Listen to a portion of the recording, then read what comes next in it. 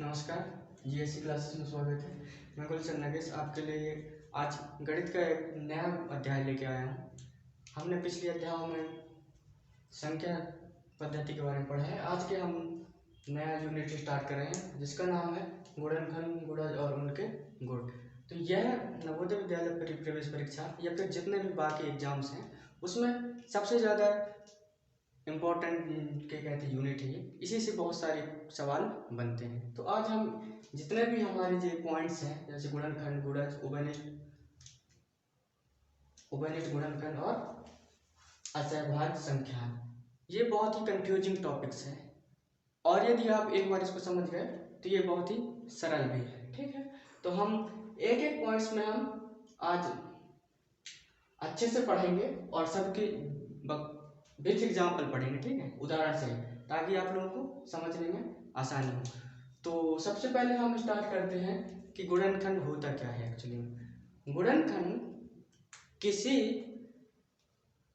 किसी संख्या का कोई भी एक ऐसी संख्या, ठीक है, हम कोई भी ऐसा संख्या लेते हैं जिसमें किसी अन्य संख्या का उसका बराबर बराबर भाग चला जाए और रिमाइंडर हमारा क्या बचेगा, जीरो, शेषफल जीरो रहेगा, वही हमारा उसके गुणनखंड कहलाते हैं। ऐसी संख्या जिसमें दूसरी संख्या में उनका बराबर भाग चला जाए वह उसके गुणनखंड कहलाते हैं। जैसे हम देखते हैं, जैसे हमारा एक उदाहरण एक नंबर लेते हैं, जैसे 24 के हमको गुणनखंड निकालना है, फैक्टर्स निकालना है।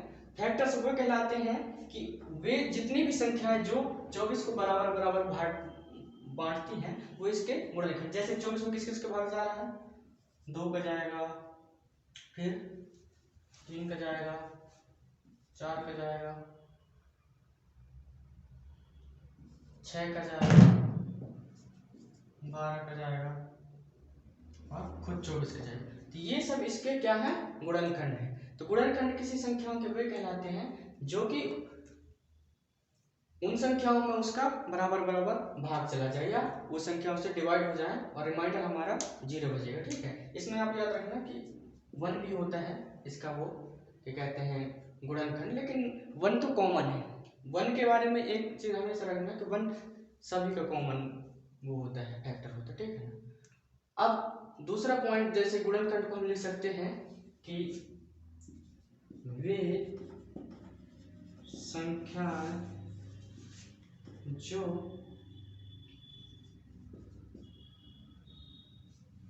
दूसरी संख्या में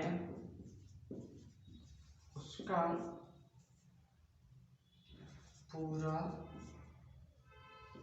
भाग चला जाए या फिर कह सकते हैं विभाजित हो जाए, पूर्णतः विभाजित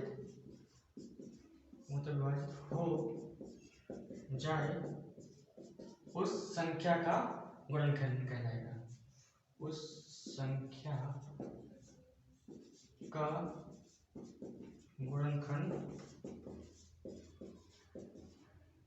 कहलाएगा। ठीक है, तो जैसे हम 24 का देखें, 2, 3, 4, 6, जैसे हम 10 का देखेंगे, एक और एग्जांपल लेते हैं। 10 का क्या जाएगा, 2 से जा रहा है, 5 से जा रहा है और 10 से जा रहा है। ठीक है, तो ये सब इसके क्या कहलाएंगे, गुणनखंड।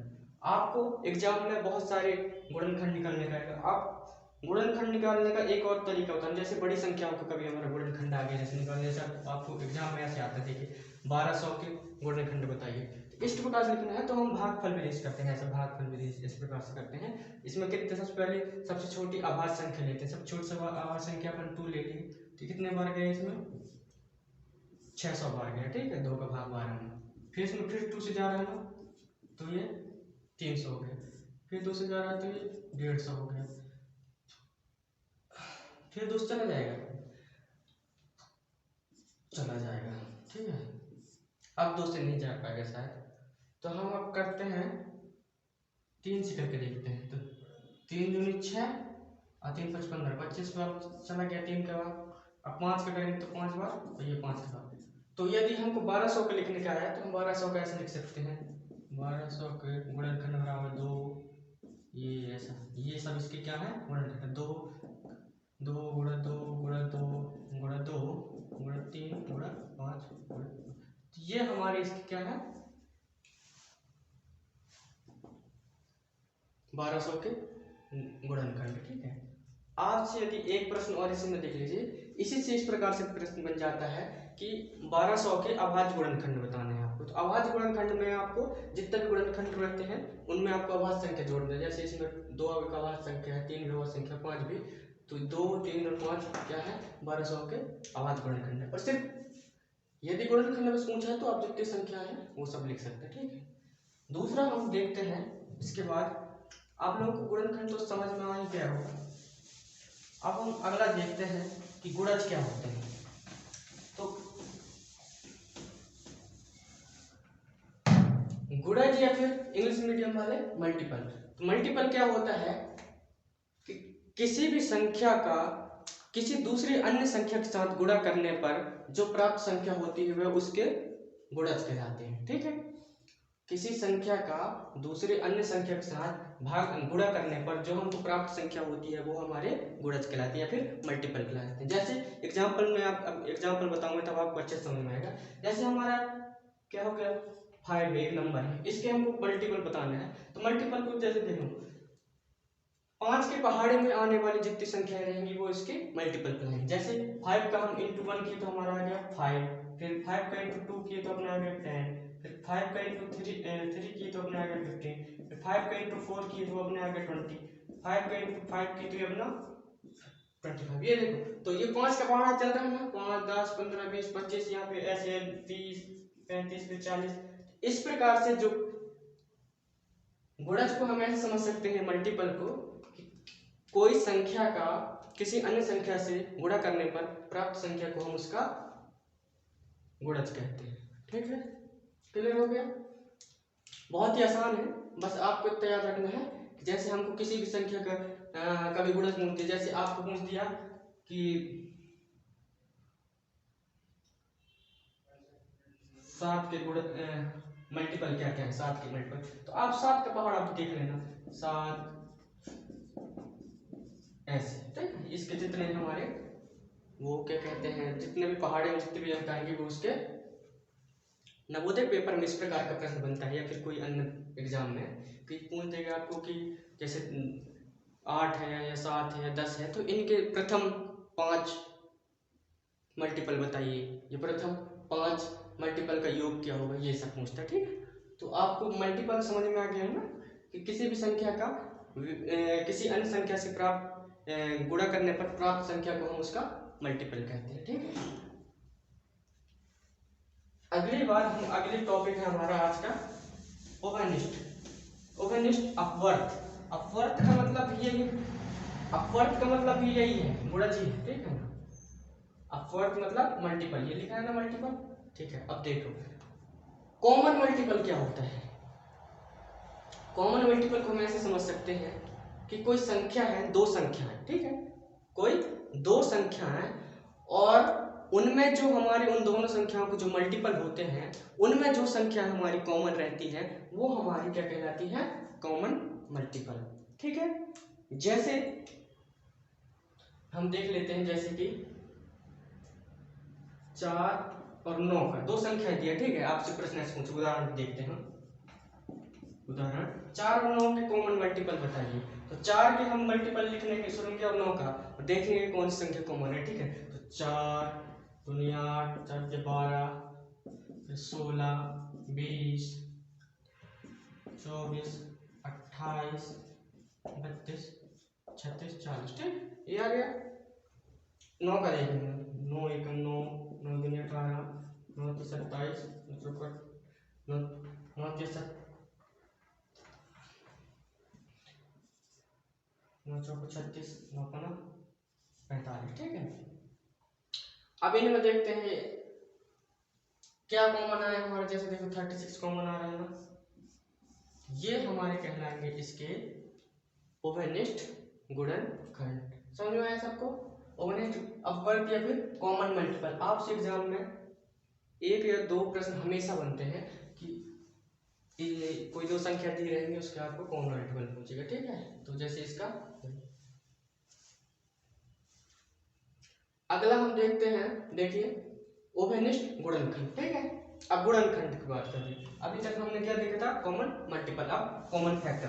अब फिर देखिए जैसे तैसे यहाँ पे क्या हुआ था, हम फैक्टर को क्या समझे थे कि किसी संख्या का गुणनखंड वे संख्याएं होती हैं जो उस संख्या में जिनका बराबर बराबर भाग चला जाता है, ठीक है।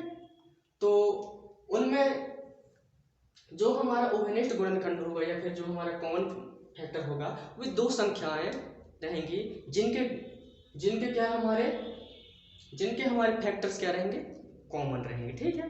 जैसे हमसे पूछ देगा कि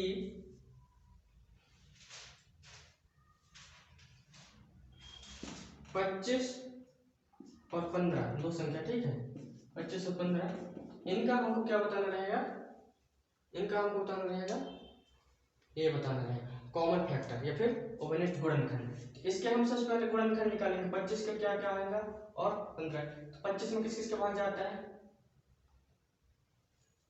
1 का चला जाता है, 5 का जाएगा और सीधे 25 का जाएगा। इसमें भी 1 का चला जाएगा, 3 का जाएगा, 5 का जाएगा, 15। तो इसमें देखिए ये संख्या कॉमन आ रही है, 5 कॉमन आ रही है, 25 और 15।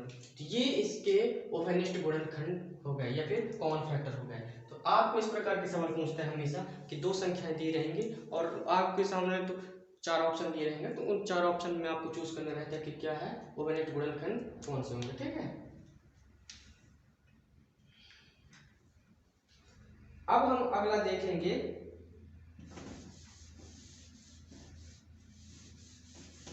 देखेंगे, असहभाज्य संख्याएं, ठीक है, को प्राइम नंबर्स। ये बहुत ही लोग इसमें ज्यादा कंफ्यूज होते हैं इस टॉपिक पे, असहभाज्य को प्राइम नंबर। तो बहुत ही सिंपल है, आप एक बार इसको अच्छा ध्यान पूर्वक सुन लें तो आपको समझ में आ जाएगा कि क्या है।